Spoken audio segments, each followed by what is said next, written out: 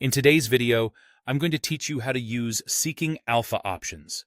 If you've ever wanted a quick, clean way to view option contracts for a stock or ETF you're researching, this walkthrough will get you there without the clutter. This is for educational purposes only and isn't financial advice, but it will help you understand where the information lives and what you're looking at once you find it. Start by heading to the Seeking Alpha website and using the search bar to find the stock or ETF you have in mind. You can type the company name or, even better, its ticker symbol. Tickers are short codes, like 3 or 4 letters, that uniquely identify a listing. As you type, you'll see suggestions. Choose the one that matches the company and exchange you're after. This helps you avoid landing on the wrong page if multiple companies have similar names. Once you arrive on the company's symbol page, take a moment to get your bearings. Near the top, you'll see a horizontal menu with tabs such as Price, Analysis, News, and more.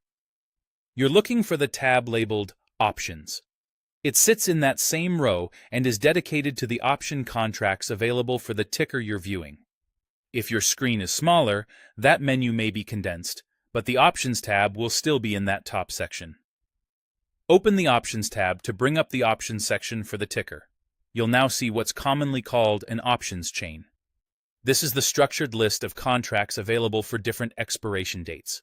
Calls and puts are typically organized in separate columns or panes.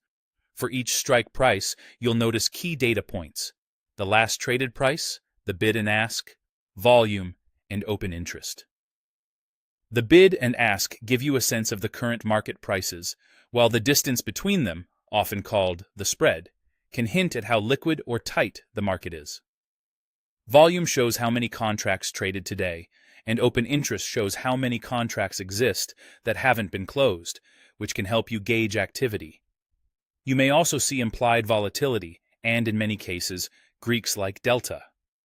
Implied volatility reflects the market's expectation of potential price movement.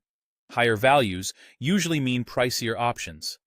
Delta offers a rough guide to how much an option's price might change with a $1 move in the stock. That's all there is to it.